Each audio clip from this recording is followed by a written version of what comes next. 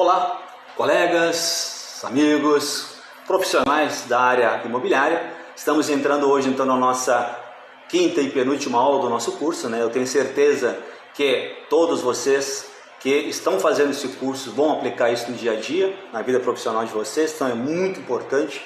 Eu fico muito contente, né, em ter tido esse prazer que eu estou tendo de poder ministrar um curso para corretores de imóveis, né, para que eles possam aplicar, para que vocês possam aplicar isso aí no dia a dia de vocês. Muito bem, vamos lá então, dando continuidade ao nosso estudo. Vamos falar sobre o contrato de administração imobiliária, que é aquele contrato realizado dentro da própria imobiliária para administrar os seus imóveis, né?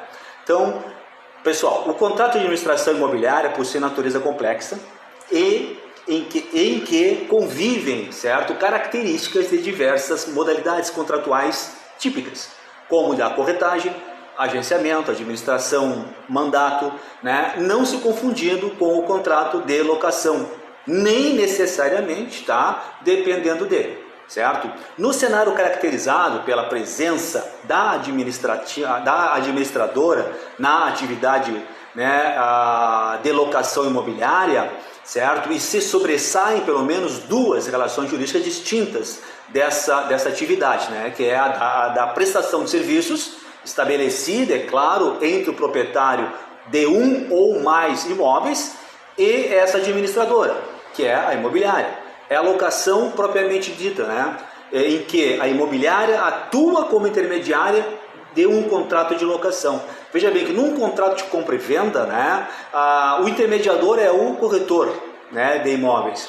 Num contrato de locação, quem faz a intermediação é a imobiliária, certo? É a administração imobiliária que vai intermediar então a locação entre locador e locatário, tendo a terceira pessoa, a imobiliária. Tranquilo? Então, só para deixar, né, de forma sucinta essa questão da administração imobiliária, certo? Para que vocês entendam como funciona, então, né, de forma sucinta essa administração imobiliária, né, e o contrato de administração imobiliária. Bem, passamos então dando continuidade, né, para que a gente consiga fazer esse trabalho, tá? E entender essa questão da administração imobiliária, certo?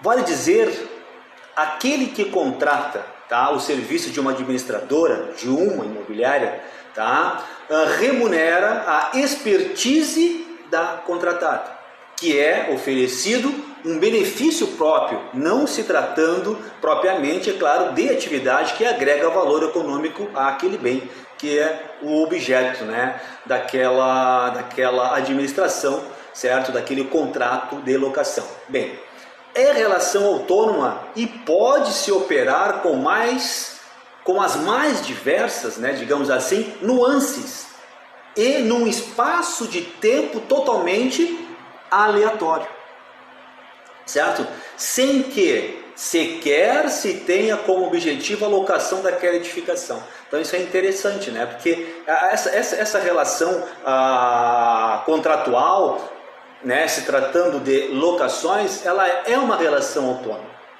certo? É uma relação autônoma, né, num espaço de tempo totalmente aleatório, certo? Sem que se tenha como objetivo a locação daquela edificação, né? Então tem que ter, a gente sabe que tem essas peculiaridades dentro dos contratos de locação imobiliária. Bem, por fim, entendemos que os posicionamentos firmados, né, quanto à aplicabilidade do CDC aos contratos intermediados por imobiliárias e o afastamento da norma consumerista aos contratos firmados diretamente entre os particulares devem ser aplicados tanto aos imóveis destinados à moradia, né, quanto aos voltados para a temporada, não havendo distinção quanto ao atendimento ou entendimento da norma conforme a natureza da destinação da locação, certo? Então, mais uma vez aqui, estou firmando esse entendimento, que é um entendimento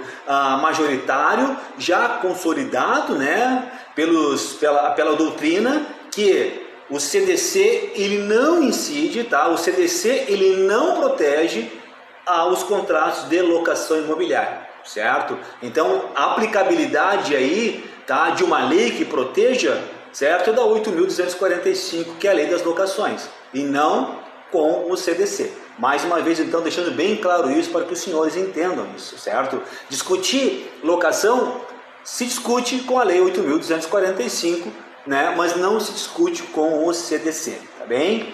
Bem, agora vamos passar para um tema, né, que os corretores até veem, até lembram, não é, desse tema, mas como se diz assim, passa no termo chulo aqui, gauchesco, né, passa corrido, né? A gente não percebe, a gente não se aprofunda, porque isso ocorre muito diretamente com as instituições financeiras, né, com financiamentos imobiliários, mas que é muito importante a gente conhecer. Eu trouxe esse tema para que vocês também fiquem, né, tendo conhecimento de como funciona, porque não podemos dizer assim, ó, isso não vai acontecer comigo, ou isso não vai acontecer com esse ou com aquele contrato, né, imobiliário. Então nós vamos falar da alienação fiduciária, tá, de imóveis, certo? O que é essa alienação fiduciária de imóveis? Bom, um devedor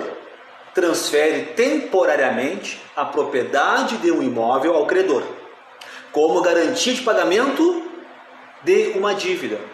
Então, a alienação fiduciária, ela é o quê? Ela é o transporte daquele bem que está no nome do devedor, transportado como garantia para o credor, certo? É a garantia de pagamento de uma dívida. Não sendo realizado o pagamento da dívida, o credor pode levar o imóvel em posse do devedor a leilão para quitar o saldo da dívida. Olha só que interessante e também muito preocupante, tem que ter muito cuidado nisso, certo? Porque existem várias formas de garantia, né? Várias formas de garantia, certo? E uma dessas formas de garantia é a alienação fiduciária, ou seja, o devedor deve, não pagou o credor, o que o credor fez? O devedor tem um imóvel, vamos pegar esse imóvel em garantia, certo? Que é a alienação, nós vamos alienar esse imóvel em pagamento da dívida, certo? Dívida essa de responsabilidade do devedor. Então o credor, ele precisa se proteger. E qual é a proteção, né, do credor? É a alienação fiduciária, certo? O Código de Defesa do Consumidor, olha só, não se aplica, pessoal. Vejam bem, nós falamos que o Código de Defesa do Consumidor não se aplica nas locações imobiliárias, porque possui uma lei, a Lei 8.245, certo? Lei das Locações, e o Código de Defesa do Consumidor não se aplica nas alienações fiduciárias, certo? Principalmente para fins de resolução de contrato de compra e venda de imóvel, devidamente registrado em cartório e com cláusula de alienação fiduciária em garantia. Então olha aqui, ó, muito cuidado, aí nós estamos falando de contrato. Nós estamos falando de contrato, que é a nossa matéria principal do nosso curso, tá? Falando de um contrato. Cláusula, olha só a importância, pessoal, observem bem. Cláusula de garantia fiduciária. Proteção para quem? Para o credor. Proteção para quem? Para o vendedor. Olha só, então essa cláusula também ela é uma cláusula importante dentro do contrato, porque se o comprador não cumprir com as obrigações entabuladas no contrato de compra e venda, pode constar lá no contrato de compra e venda a cláusula de alienação fiduciária, que aí, existindo essa cláusula entabulada dentro do contrato de compra e venda, essa cláusula de alienação fiduciária, não ocorre a incidência ou aplicação do Código de Defesa do Consumidor. Coisa louca, né? Interessante isso, viu só? Pessoal, conhecimento. Conhecimento é tudo, vocês precisam ter conhecimento. Adquirir o conhecimento. Isso é muito importante para as vendas de vocês. Então vejam só, poxa, qual é a garantia que eu posso dar para o meu cliente nessa relação contratual, que ele é o vendedor do imóvel? Colocar um imóvel do comprador em garantia. Caso ele não cumpra as obrigações entabuladas dentro do contrato, o imóvel ficará em garantia até o pagamento da dívida. Caso ele não pague, o vendedor toma esse imóvel em posse e ele vai a leilão para pagar a dívida. Olha só que coisa interessante. Então não existe na alienação fiduciária a aplicabilidade do Código de Defesa do Consumidor, certo? Esse foi o entendimento, tá, definido pelo Supremo Tribunal de Justiça, ao Superior Tribunal de Justiça, ao julgar, certo, um tema repetitivo lá, 1095, certo, em um acordo publicado lá em 2022, que não se aplica o Código de Defesa do Consumidor nas alienações fiduciárias. Gravem isso. Por unanimidade, jovens, por unanimidade, certo? Os membros da segunda sessão concluíram que a resolução desses contratos deverá observar a forma prevista na Lei Federal, Lei 9.514 de 97, que é a Lei da Alienação Fiduciária. Vejam bem que no contrato, nas relações locatícias, tá, não incide o CDC, não se aplica o CDC, melhor dizendo, e se aplica a Lei 8.245, certo? Que é a Lei das Locações. Na alienação fiduciária não se aplica o CDC, mas se aplica a Lei 9.514 de 97, que é a Lei da Alienação Fiduciária. Olha só que interessante, certo? Por se tratar, se aplica essa lei, por se tratar de legislação, pessoal, específica, afastando-se por conseguinte, certo? Aplicabilidade do Código de Defesa do Consumidor. Que coisa maravilhosa, né? Vamos lá então, seguindo em frente. Muito bem. Essa decisão, é claro, ela fortaleceu, né, dando um amparo maior para o vendedor, né? A pessoa que está vendendo aquele imóvel, certo? Então, não se pode, né, ignorar, claro, né, o que consta na 9.514 de 97, que é a Lei da Alienação Fiduciária. Bom, o que a gente precisa, tá? O que a gente precisa entender, certo? Né? O que a gente precisa entender? Nós precisamos, nessa formação do contrato de compra e venda, como a gente viu desde a primeira aula, que começa lá no título, aí começa na qualificação das partes, certo? Depois vem a qualificação do imóvel e depois vem as cláusulas, certo? Que vão reger esse contrato, essa relação contratual. Nós precisamos saber como eu digo assim, eu sempre digo, certo? Que esse contrato, ele se perfaz pela sua formalidade, pela sua forma, que tem previsão em lei, seja em leis especiais, como em lei originárias. Código Civil, certo? É uma lei originária, né? É a chamada lei de raiz nos contratos. Nas leis especiais, Código de Defesa do Consumidor, lei da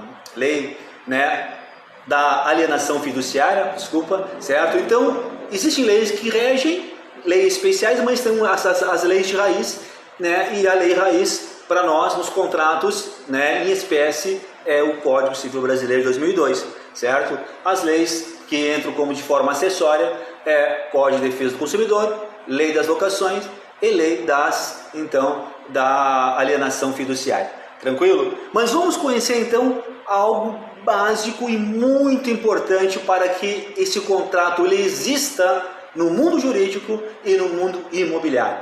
Vamos lá então ao primeiro requisito muito importante, nós vamos entrar nessa aula de hoje.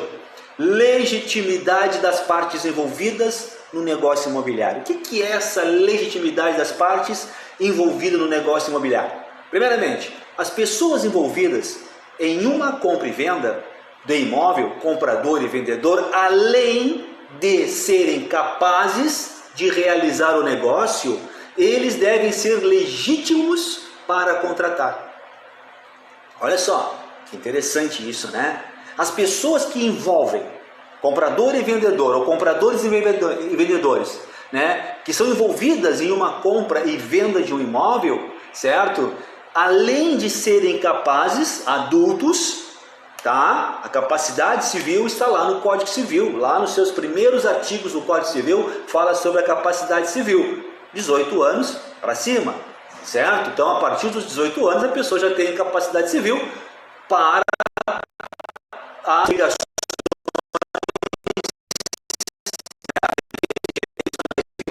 capazes para dentro das partes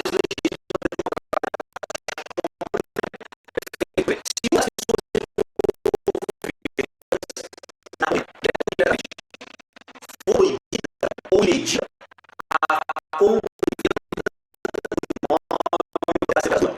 e aí eu pego esse, né, digamos, princípio, no dado que eu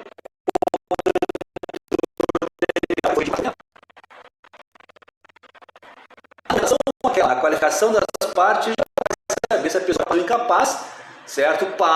E se a pessoa for adulta, acima de 18 anos e incapaz, elas têm que ter um representante, um tutor, um curador, certo? Então tem que analisar todos, tem que ter todos esses cuidados, analisar essas peculiaridades, certo? Então é muito importante isso. Então, se caso ela for incapaz, ela não for parte legítima, esse contrato não terá validade, ele será nulo, certo? Muito bem. Segundo passo, o objeto tem que ser lícito possível.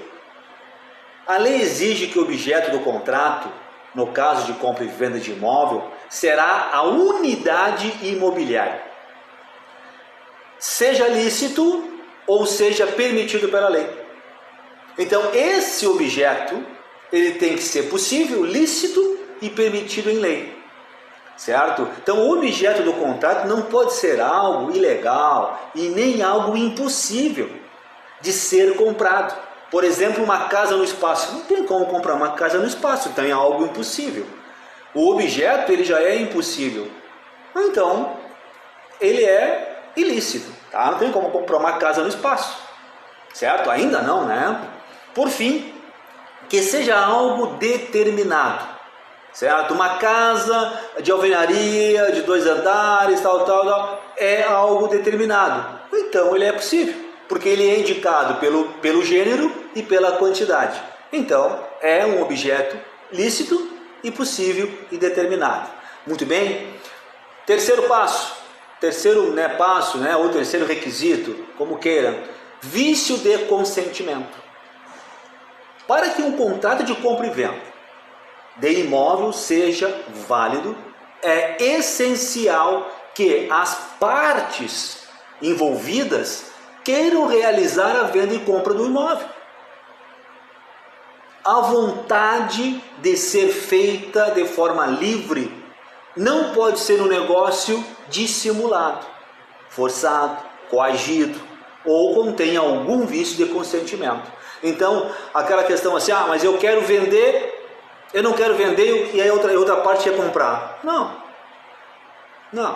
Tem que existir a manifestação da parte ou das partes. Tu não é obrigado, a pessoa não é obrigada a vender e ninguém é obrigado a comprar, certo? Tem que existir o que? A manifestação da vontade. O vício de consentimento, tá? Não pode existir esse vício de consentimento por coação, por dolo, por ameaça. Não. Tu compra a minha casa e eu te mato. Isso não pode. Isso não pode existir. Isso é ilegal, isso é ilícito, tá? Então tem que ter um vício de consentimento. A outra parte tem que consentir. Eu quero vender. Perfeito. Não, eu não quero vender. Perfeito. Certo? É a vontade das partes. Muito bem. Um outro princípio é a forma prescrita ou não defesa em lei. Outro requisito importante, jovens, que deve ser analisado no contrato de compra e venda é a forma como a lei exige que o documento seja redigido.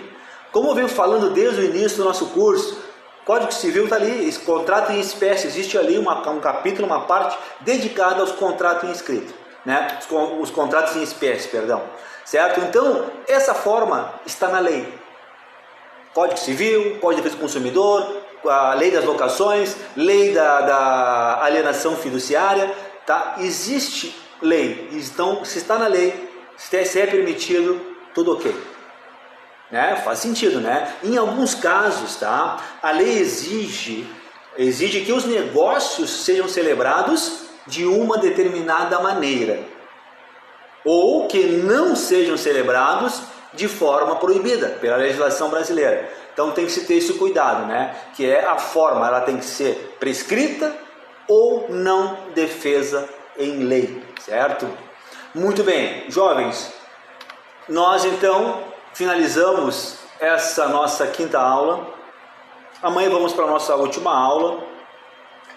Amanhã vai ter um resumão de tudo que a gente fez, né? Que a gente passou para vocês até então, certo? Se prepare amanhã para a última aula, né? Vamos fazer um resumo desde a primeira aula até a aula de hoje, certo? Tenham todos aí uma boa noite, bons estudos, certo? Aplique no dia a dia todo esse aprendizado, tá? Forte abraço a todos.